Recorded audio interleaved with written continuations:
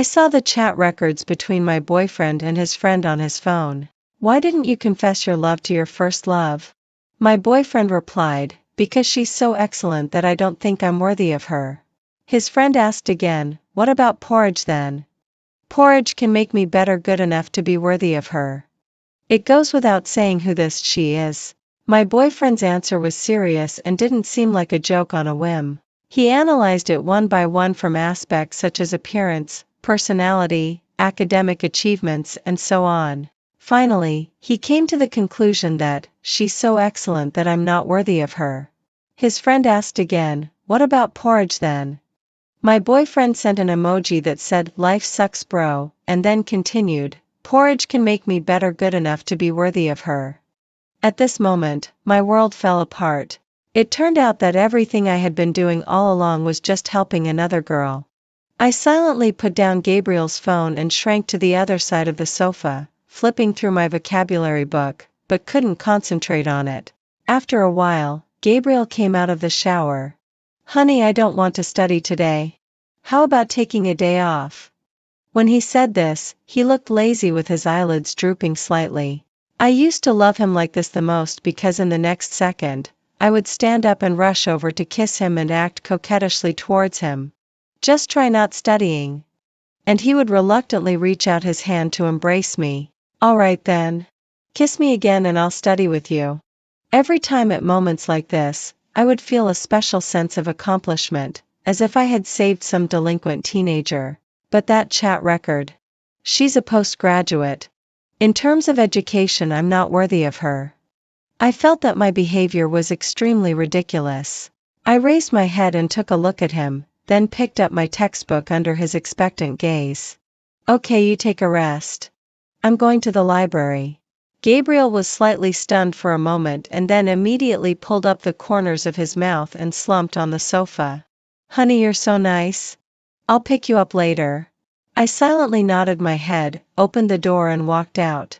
Not long after I walked on the way to the library, Gabriel sent me a message, "Are you okay?" I wiped the tears from the corners of my eyes and replied, "I'm okay." The exam was coming soon, and I didn't want this kind of thing to affect my future. I buried my head and struggled in the sea of questions. When I finished, I found that there were many missed calls on my phone. This had never happened before. Perhaps I was too abnormal today, and Gabriel also sensed that something was wrong. When I walked out of the library, Gabriel was waiting for me in the shade of the trees. As soon as he saw me, he came up to me. Honey, I accidentally cut myself while cutting fruit for you just now. With that, he stretched out his finger to show me the slightly red wound. In the past, I would surely feel extremely sweet. While blaming him coquettishly for being careless, I would take out a band-aid from my bag and carefully wrap it around his finger. Don't cut fruit next time. Gabriel put his hands on my shoulders, ignoring the wound. Porridge, what's wrong with you again? But at this moment, looking at his face, I suddenly felt that he was so strange. It was as if I had never known this person before. The past of the word again was about two people with grudges in their hearts. During the long time we had been together, I had only lost my temper with him once. He forgot our anniversary. Porridge, isn't it just an anniversary? What's the difference from every ordinary day? Do you have to be angry? No matter how straight he was, I was fuming with anger at that moment. This day is very important. Every girl would hope that her boyfriend could remember it. Really? Suddenly, he softened his tone. Does every girl want to celebrate anniversaries? Seeing that I didn't respond, he began to comfort me again. Honey, don't be angry. I'll remember it from now on. Not only was his attitude gentle, but he also immediately booked plane tickets to Dali, where I had always wanted to go. In this way, my anger was unconsciously soothed. But alas, it turned out that my anger was just like a teaching lesson for him. It's okay. You always thought I was nagging, so I won't bother you anymore. Gabriel kept staring at me. After a long time, he threw out a sentence, whatever. His anger was shown in his indulgence in the bar, as if on purpose. When our mutual friend asked, "Did you block Porridge?" he replied, "Do I need her to care about me?" I pretended not to see it and fell into a deep sleep. At some time in the night, the phone rang. Gabriel's voice, mixed with the smell of alcohol and anger, came through the receiver. "Porridge, are you really able to sleep soundly? Don't you care if I sleep with other women?" At 4 o'clock in the morning. I finally fell asleep, but was woken up by his phone call again. I said in a cold tone, "Gabriel, I don't care what you do anymore." After saying this, I hung up the phone. Until I woke up, the phone never rang again. Strangely enough, the insomnia and worry caused by his late return in the past had completely disappeared. I slept very well. When I woke up again, it was already the next day. Teacher Du's urging was like a death knell. "How could you sleep? How could you sleep at your age?" The curtains were tightly closed, and the light outside the window could be faintly seen. I saw a shadow beside the bed. Knowing it was Gabriel, I asked in surprise, "When did you come back?" In the past, even if he got drunk at a party until midnight, he would come to bed, put his arm around my waist and call me coquettishly, "Honey, give me a kiss." But this time, with the strong smell of alcohol, he just sat there silently and didn't take the initiative to get close to me again. I didn't even know when he came back. Seeing that I opened my eyes, he also opened his mouth. His voice was terribly hoarse. "I drank until midnight, but you didn't even call me once. Even when I came back, I found that you didn't leave a single light on for me at home. You didn't hear the sound when I closed the door at all. Do you know when I came back?" In the dim starlight, he stared at me and questioned, "Porridge, what's wrong with you exactly?" I sat up and turned on the light. The sudden brightness made both of us squint our eyes. I noticed that his usually neat face looked a bit decadent. There were new stubbles on his chin and his eyes were full of bloodshot. "Gabriel, I saw that I'm not on your top pinned contacts." It was Grace, the so-called first love. Gabriel's pupils dilated slightly and his lips moved. I continued on my own, "You told your friend that she's so excellent that you're not worthy of her, so you're with me. In your opinion, she's great, and I'm not even your second choice. I'm just a stepping stone for your love." I sniffed. The last bit of hope remaining in my heart gradually became elusive with his reaction. "Gabriel, do you have anything to explain?" Suddenly, he stood up, wanted to say something, then reached out his hand and impatiently scratched his hair. He didn't dare to look at me directly. After a long silence, he finally chose to give up. "Porridge, why did you look at my phone?" At this moment, the only little hope left in me also dimmed. I didn't expect him to react like a cornered dog. For a moment, I actually felt like laughing and really laughed out loud. "Let's break up." Yesterday, I had been thinking all day about what mood I would be in when I said this sentence. Sad, sorrowful, unwilling. But unexpectedly, when the words came out, I felt completely relieved. In an unequal relationship, it's better to have a quick pain than a long one. Gabriel looked at me in disbelief, not believing that these words came from me who had chased him for a year. "Are you serious?" After a long while, he finally realized that I wasn't joking. "Whatever. I'm not worthy of her. Am I not worthy of you either?" After saying this with a dark face, he slammed the door and left. I silently packed my luggage. At that time, Gabriel was afraid that he wouldn't study seriously, so he coaxed and tricked me into studying with him to supervise him. At that time, I only felt sweet in my heart, thinking that I had found a good boyfriend who had included me in his future plans. But now I think it was just a joke. Dragging my luggage back to the dormitory, my roommate stopped what she was doing, opened her eyes wide and was very surprised. "Why are you back?" I said calmly, "We broke up." My roommate blurted out without thinking, "But you liked Gabriel so much. How could you agree to break up with him?" She just said it without thinking. After the words came out, she realized that she had said something wrong. "Porridge, I'm sorry. I didn't mean that." I don't blame her. People who witnessed the time when I liked Gabriel probably thought that I would hold on to this hard-won relationship. Gabriel was good-looking and played basketball well. He always had a casual smile on his face. He was quite famous in the school and was a frequent figure on the confession wall. Liking him was probably the bravest thing I had ever done in my life. I gave him love letters and repeated it again and again after being rejected. I sang Cantonese love songs to him in the singer competition held by the college. I never missed any basketball games he participated in and cheered and shouted for him. It was in such repeated acts of liking that he casually nodded and agreed to be with me. Perhaps everyone will feel inferior in front of the person they like, just like he did towards Grace, and just like I did towards him. So I resigned myself to being the one who gave more. My roommate carefully asked, "Is there any possibility for you two to get back together?" The chat records played back in my mind one by one. In terms of personality, she's very gentle. In terms of appearance, she's very beautiful. In terms of education, she's a postgraduate. I'm not worthy of her. And he casually replied to his friend's question, "Ha, you said porridge. She can make me good enough to be worthy of her. That's her only advantage." It turns out that words as cold as -40 degrees can come out of a person with a body temperature of 37 degrees. I took out my luggage one by one and put them away. There's no possibility. I just realized that if I didn't get up early in the morning to make breakfast for Gabriel, didn't leave the library early at noon to go to the cafeteria to buy his favorite sweet and sour pork tenderloin for him, didn't accompany him for a walk in the evening, and didn't leave the library early at night because he wanted to play basketball. In one day, I could memorize so many more words, do so many more questions, and consolidate so many more knowledge points.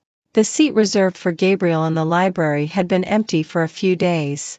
People around who knew Gabriel were discussing it carefully. Did they break up? Well, how could Gabriel, a person who loses interest quickly, take the postgraduate entrance examination? It's already a miracle that he persisted until November. Guess who proposed the breakup? The library was so quiet that even a little bit of talking would be infinitely amplified. Needless to say, it must be Gabriel. Before the words were finished, they were suddenly interrupted by the sound of the table being bumped. This is the library. If you don't study, don't affect others. Gabriel pressed his school bag on the table and angrily reprimanded. The library was so quiet that we could hear each other's breathing. Several people curiously looked up at me and then at Gabriel. I lowered my head and continued to study, ignoring it all. For a long time, I could still sense the gaze falling on my head. Then, there came the rustling sound. Gabriel took out the books in the cabinet one by one and put them into his school bag. The noise was not small and it could be felt that he was in a very irritable mood. It was as if he was deliberately trying to make me uncomfortable.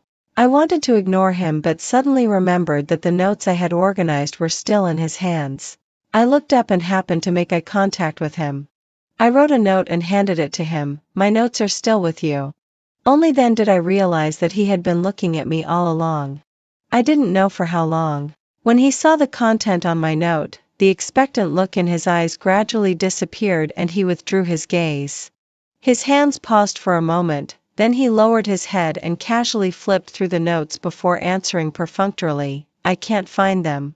I'll return them to you if I do." I nodded and didn't say anything more. Gabriel wasn't willing to put in a lot of effort into studying. He always sought to do the most efficient things in the least amount of time, and the thing with the highest cost-effectiveness for him was to coax me to help him with just a few words. And surprisingly, I was willing to do it and even felt sweet about it.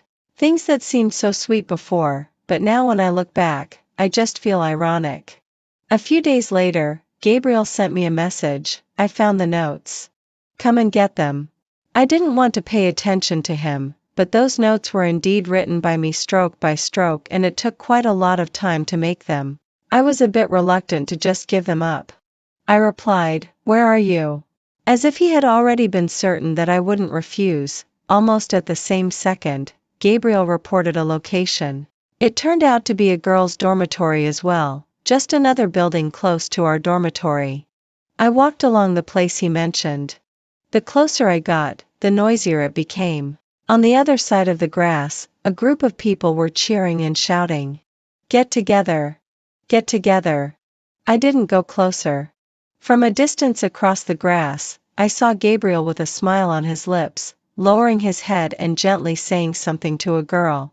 The girl had fair and delicate skin, a small face the size of a palm, and cherry-like lips.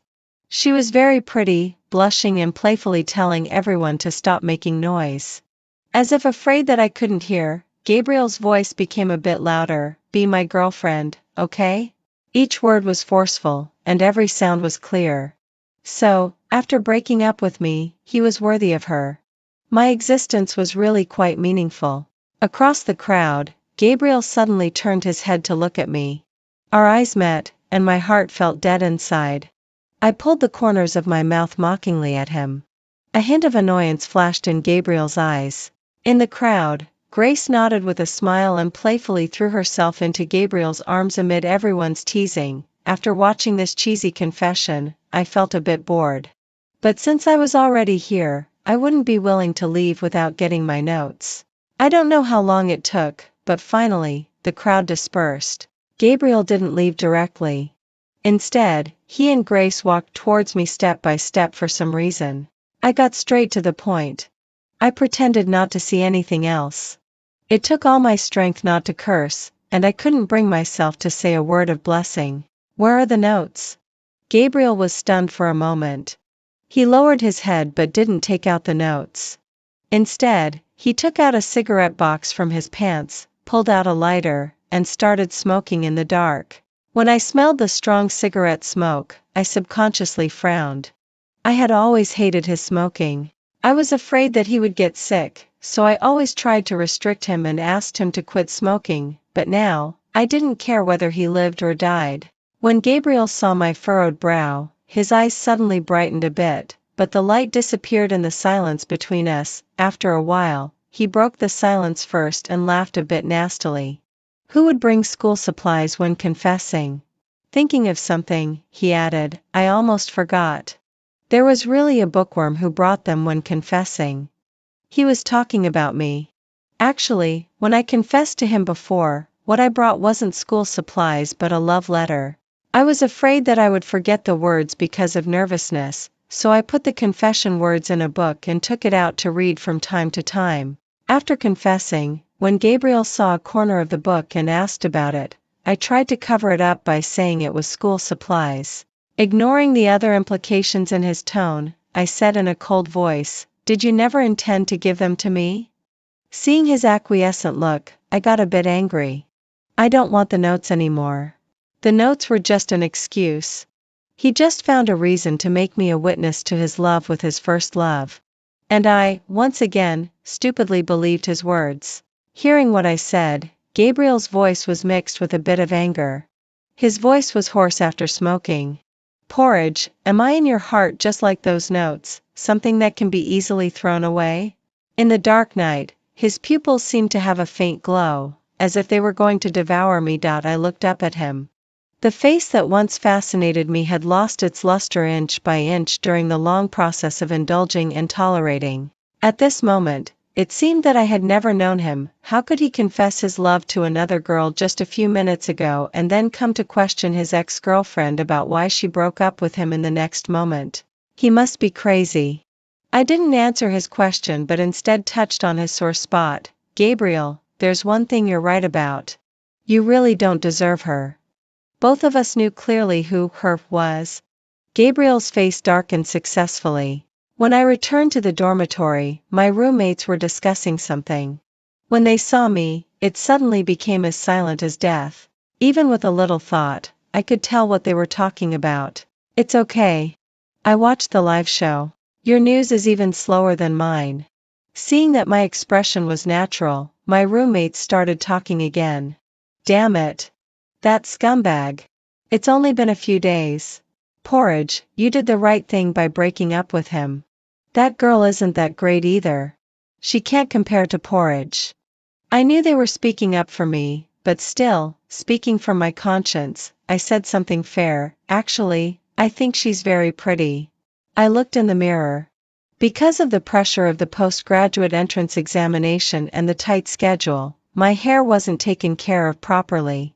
It was dry and frizzy, my face was sallow, and there were dark circles under my eyes. But I also knew that this was just temporary. My roommate said with some relief, "It seems that you've really let go."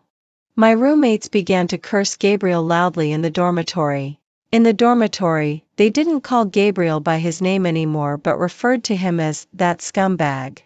The first thing they did every day was to click on his updates to see what he had posted, and then they would criticize him based on the content of that day to start a new day. At first, my roommates did this to take care of my feelings. Unexpectedly, later, as they cursed more and more, it became the #1 item on their daily to-do list.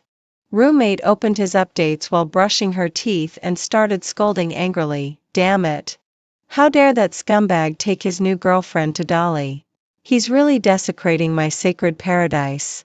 Ugh, I almost threw up the grilled fish I ate 2 days ago." Hearing this, I paused while brushing my teeth. The 2 words, Dolly, were like a switch, prompting me to also lean over to take a look. The photo showed that Gabriel had written the gentle words, "Baby, I love you," on the beach in Dolly. And when the tide was rising, another picture was taken, in which Grace was held in his arm with one hand in an absolutely possessive and protective posture. The girl was gentle, and the boy was cool and elegant. They looked especially well matched, and even the waves seemed to be the messengers of their love. Although I already had no feelings for him, my heart still felt a dull pain, feeling that I had been treated unfairly. The things he used to coax me on our first anniversary were now eagerly shown off to his current girlfriend to win her favor. How disgusting. I spat out the toothpaste foam and also cursed, "Pa, that scumbag." When I arrived at the library, I found that another boy was sitting in Gabriel's former seat. He had an outstanding bone structure and long, thick eyelashes. When he saw me, he raised his head and mouthed, "Is this seat unoccupied?" I shook my head and also responded with lip language, "No. I wasn't that domineering to occupy 2 seats by myself." Not long after I sat down, a note was passed over. "I've always seen you sitting in this seat. Can we get to know each other?"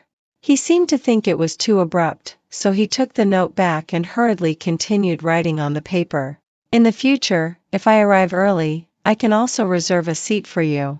His handwriting was really nice, with each stroke being vigorous and powerful. I was just about to refuse when I looked up and caught a glimpse of his red ears. He was staring at me without blinking, with an expectant and nervous look in his eyes.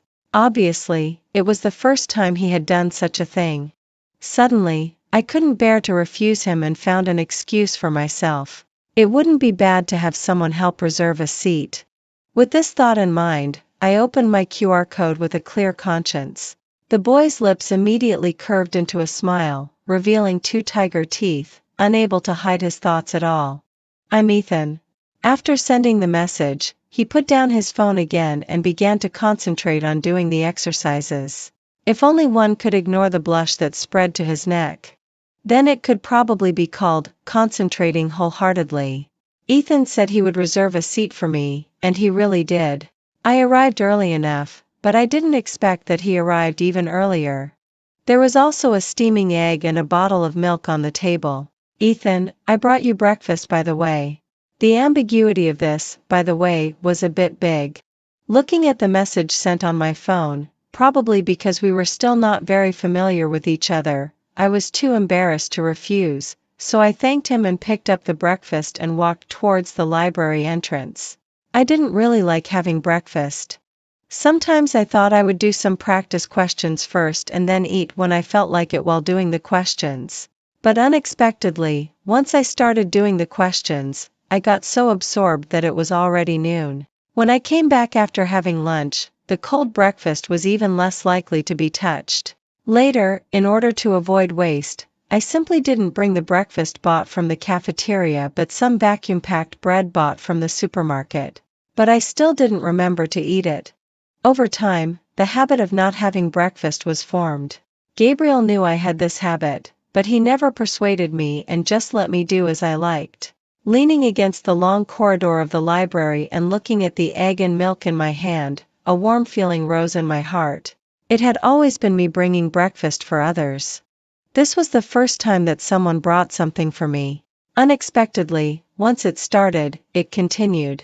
After having breakfast for the first time, it was even harder to refuse later. Ethan really tried various ways to bring me breakfast. I suspected that he had visited all the breakfast shops around the school. I also gradually developed from being embarrassed at the beginning to being able to sit calmly at the library entrance with him and eat noodles later. You've got sauce on the corner of your mouth. Ethan stared at the corner of my mouth, his eyes bright. I reached out and wiped it casually. It's still there. I couldn't feel it myself. Just as I was about to take out my phone, Ethan's hand had already reached out before mine and his fingertip gently wiped the corner of my mouth. Obviously I was the one being touched, but Ethan's face turned redder than anyone else's. It seemed more like I had bullied him. I was just about to make a teasing comment. Suddenly there was a snap sound behind me as if something had fallen. I turned around and saw Gabriel at a glance. He was looking at Ethan and me with an incredulous look on his face. I hadn't seen him for a while since the last confession incident. It was strange. Before, I used to count down the seconds with my fingers, impatiently wanting to see him. But now when I saw him appear in front of me, I felt very reluctant in my heart. It seemed that even his existence was unbearable to me. Ethan looked at me and then at Gabriel and whispered in my ear, "I'll go upstairs first. I'll help you throw away the garbage." His warm and fresh breath made my ears a bit itchy. I nodded, "I'll come up soon." Ethan's eyes regained their smile. "Okay, I'll wait for you." After Ethan went upstairs, Gabriel walked up to me step by step. I didn't want others to see that I still had some entanglement with him, so I signaled him to walk towards the woods beside us. Gabriel stared at me with a bit of emotion hidden in his eyes. "Porridge, you clearly didn't used to have breakfast before. Why do you start having breakfast now?"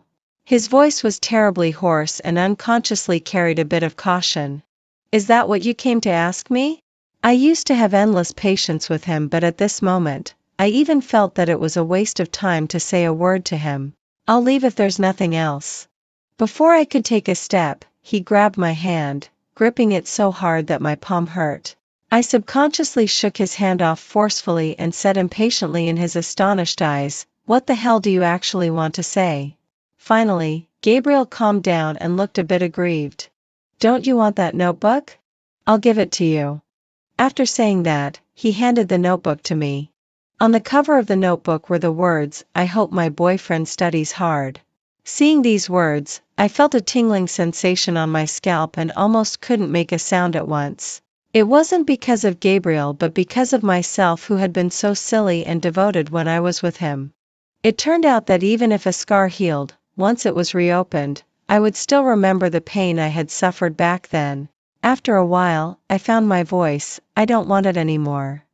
I hadn't wanted this notebook for a long time because for the knowledge points I couldn't remember, I could always find the answers from Ethan. There was a long silence. It was so long that I thought neither of us would speak again. Suddenly, Gabriel asked me in a very soft and tentative tone, "Are you with him just to make me feel bad?" Then he continued on his own, with his brows tightly furrowed, looking really pained. "Porridge, I'm so sad. So, could you please not be with him?" I looked up at him.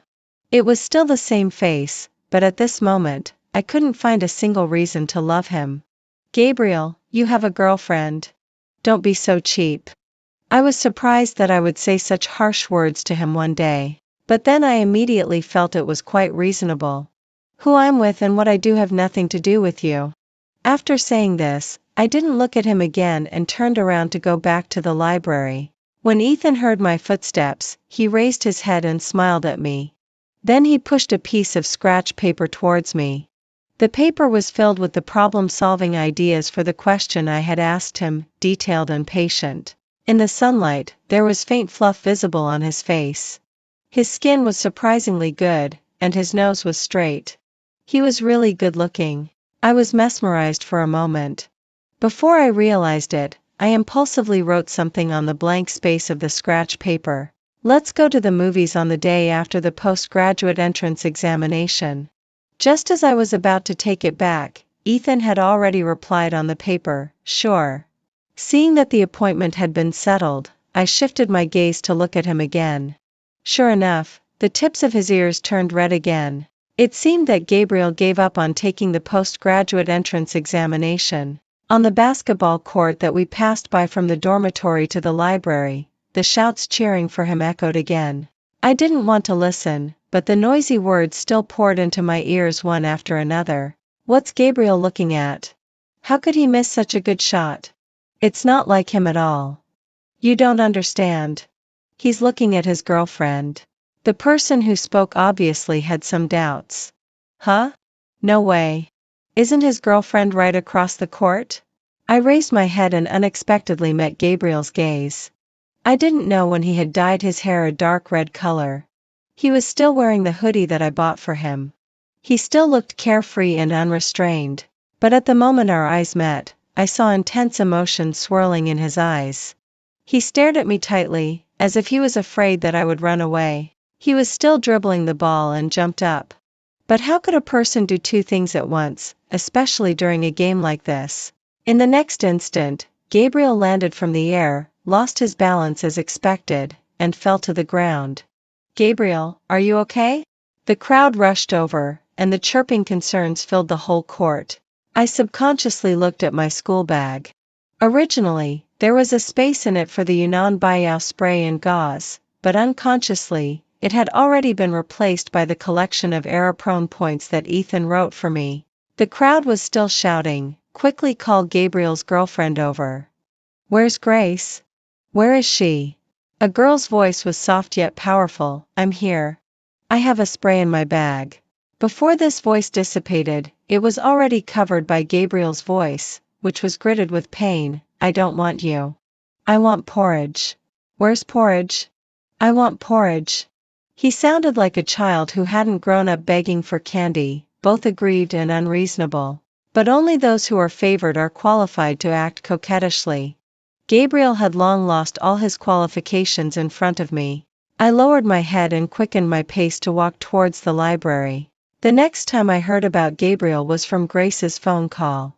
Her voice on the phone was still gentle without any sign of anger. Her boyfriend was looking for his ex-girlfriend after getting injured.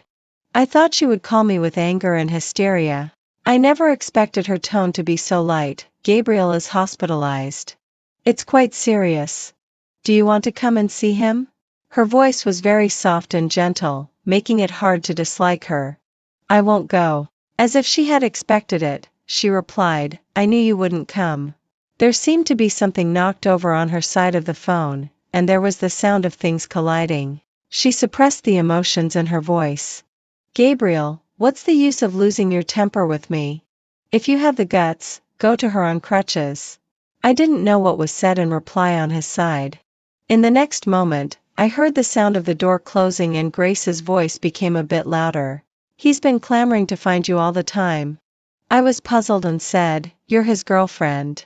Her laughter came through the phone with a hint of self-mockery. Am I? I almost forgot myself. After a pause, she spoke again. I've never been treated like this before. It would be a lie to say I'm not angry. But then I thought about it. I should be angry with him, not you. I saw you on the playground that day, and also on the day when he confessed to me. I've been observing you and inquiring about you all the time, wondering which girl could make him so unforgettable. Later, I realized that it's not that he likes you so much. It's just that the most unforgettable thing is often the one that you can't get. Just like how it was for me back then and how it is for you now.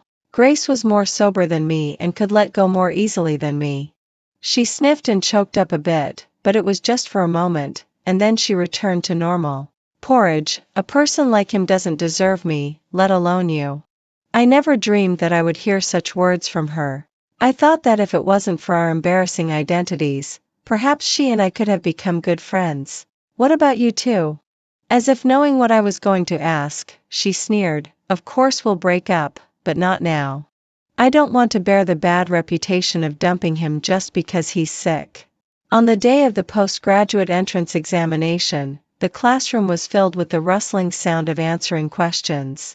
Looking at the test questions, I felt a sense of relief as if I had finally seen the light at the end of the tunnel. Finally, after finishing the last subject and stepping out of the examination room, a guy like a puppy tilted his head. Congratulations on finishing the exam. You're one step closer to Ethan's heart." As he said that, he naturally held my hand and looked straight ahead on the road. This was the first time Ethan held my hand. Seeing how natural he was, I thought he really wasn't nervous. Just as I was about to make fun of him, I found that there were beads of sweat on his forehead. It was December. After all, I had overestimated him. After finally having a meal, Ethan's hand tightly clung to mine again, fitting perfectly between my fingers, warm and dry. Why hadn't I noticed that he was so clingy before? We chose a movie. We didn't choose the theme well. It was a love movie with a bad ending. But neither of us in the cinema focused completely on the movie. In the dark light and shadow, I saw a head constantly approaching me, and just when it was about to touch me, he broke the atmosphere and said, "You can still say no at this time. I won't overstep the boundary." He spoke in a breathy voice, and his warm breath sprayed on the side of my neck. The distance between us was so close that I could see his long fluttering eyelashes in the flickering light and shadow of the cinema. With a gulp, I saw Ethan's Adam's apple move up and down. I couldn't help but take the initiative to lean forward and put my arms around his neck. Until the movie ended, neither of us could tell what the movie was about. We could only glimpse each other's faces that were as red as a monkey's but out of the corner of our eyes. After the postgraduate entrance examination, there was suddenly a lot more free time. Although we had to do the graduation design, Ethan and I still had plenty of time to be affectionate with each other. I finally asked the question that had been hidden in my heart, "Ethan, what do you like about me?" Only after asking did I realize that I was surprisingly nervous. Ethan pinched the tip of my nose. "You're so nice. There's everything to like about you." He stared into my eyes for a while before slowly talking about the origin of his love for me. "Do you know how self-disciplined you are? No matter it's windy or rainy, you're always in that position, unshakable. As long as I look up, I can see you. Every time I'm so annoyed when doing questions and even want to give up a little bit, as long as I see you, my state of mind will become calm." He pinched my cheek gently again and then continued. "Also, you probably forgot that you once lent me an umbrella. I was taking shelter from the rain at the library entrance. You took the initiative to hand me the umbrella and smiled at me and said, 'Come on,' just like an angel." He mumbled again, "It would be nice if that annoying ex-boyfriend wasn't there." His words reminded me of that time. Both Gabriel and I had umbrellas. When I saw a tall figure at the library entrance waiting for the rain to stop while reciting words, I didn't think twice and handed him my umbrella and casually said, "Come on." Gabriel had sneered at me for that, saying that I was meddling in other people's business. "Do you know how much I dislike your ex-boyfriend? Fortunately, now we're officially a couple, instead of me going back to the library alone and gloomy like last time. If he pesters you again this time, I'll have the confidence to deal with it." Ethan was quite smug, smiling freely, full of youthful spirit. It turned out that this guy had been secretly sulking and competing behind my back. I stood on tiptoe and gently touched his lips. "I'll give you the right to be jealous. Cherish it." Ethan became pushy. His scorching gaze almost burned me. He lowered his voice and called my name. "Porridge." Suddenly, a tightly stretched string in my mind broke. Ethan was very clingy. He often lingered at the dormitory entrance and wouldn't let me go in. I didn't mind it either and didn't want to part with him. Finally, when we managed to separate under the moonlight, I saw that he was smiling more happily than anyone else. "Off you go." Ethan kept looking back as he walked away, with a strong sense of reluctance in his eyes. After finally seeing him off, I was just about to enter the dormitory when my hand was suddenly pulled hard. I turned around and met a pair of red eyes. "Porridge, I broke up." Gabriel was gripping my hand tightly. I tried several times to break free but couldn't. I really used some force. I looked at my arm and, sure enough, it was red. He had never known how to take care of other people's feelings. It was like this when we were together and it was the same after we broke up. I looked at him with an indifferent expression. "Oh, what a coincidence. I have a boyfriend now." Gabriel took a step forward. His foot seemed not to have fully recovered yet, and when he moved, there was an instant hiss sound. His voice became even hoarser, and the emotions in his eyes were boiling. Porridge, I love you. I can't live without you. I'm sorry. I'm really sorry. He had always been carefree and unrestrained, but tonight, it seemed to me that his pride had been completely shattered. Please don't leave me, okay? If it had been when we were together before, I would never have had the chance to see him like this. You're pinching my hand so hard that it hurts. Gabriel was stunned for a moment and then let go of my hand. You'll never learn to be nice to others. No matter who it is, it seems that anyone who loves you has to be prepared to endure hardships. But Gabriel, why should that be? I'm sorry, I interrupted him. I really don't like you anymore. My boyfriend is very jealous. Don't ever show up in front of me again. After saying this, I lifted my foot and was about to walk inside. The voice behind me was very soft, restrained, and subdued. My birthday is coming soon. You said you'd make a cake for me with your own hands. The sound of unlocking the door rang out, and I didn't look back. When you learn to love others, someone will make a cake for you, but that person won't be me. The voice behind me choked. Porridge, I'll wait for you. I didn't stop walking. Whatever. As soon as I lay down on the bed, Ethan's special ringtone rang. Come out for a moment. I almost forgot to give you something. I rushed out of the door. The night was as cool as water. Ethan's straight back was covered with a silver edge under the moonlight. What is it? My hand was grasped and pulled into his arms. Slowly, his fingers wrapped around the silk thread, and below it was a square box. I made a cake. He was obviously looking for praise, and I couldn't help laughing. But it's not my birthday today. Ethan clasped my other hand, our fingers intertwined tightly. Who said you can only eat cake on your birthday? What's the use of having a boyfriend? There was deep affection in his eyes, and my heart softened. In his pupils that reflected me, I stood on tiptoe. Our eyes met, and it was hard to say who took the initiative. When it ended, Ethan's breathing became heavier, and he lowered his voice, again and again. I love you, Porridge. Postscript, after Ethan and I finished being affectionate, it started to drizzle in the sky at some point. It was hazy. I ran back to the room to get an umbrella for Ethan. He smiled happily. It's still this umbrella, our love token. The umbrella was big but ugly. I didn't know which bank had given it away. Only Ethan could cherish it like a treasure. Off you go. I was afraid that if he didn't leave soon, he might really have to spend the night leaning against the bicycle shed. All right. After Ethan left, I noticed a figure in the grass behind the bicycle shed. I didn't know how long he had been standing there. His hair was wet and scattered on his face, still dripping water. He looked so wretched, like a stray dog. That was the last time I saw Gabriel. After that, on the day Ethan graduated from graduate school, he proposed to me in front of all the teachers and students of the school. He covered his lips and pretended to cough, trying to act calm, but what he said made all that pretense disappear. Honey, say yes. The others jeered, sister-in-law, don't say yes. He's already calling you, honey, before you've even agreed. He's not being a proper man. With Ethan's blushing cheeks, I whispered in response. Okay. The wedding was held as scheduled. There were guests coming and going. Unexpectedly, I received a notebook. Beside the words, I hope my boyfriend studies hard, there were a few new words. After waiting for so many years, I still can't wait for you in the end. I casually threw the notebook into the trash can. A belated affection is ultimately cheaper than grass.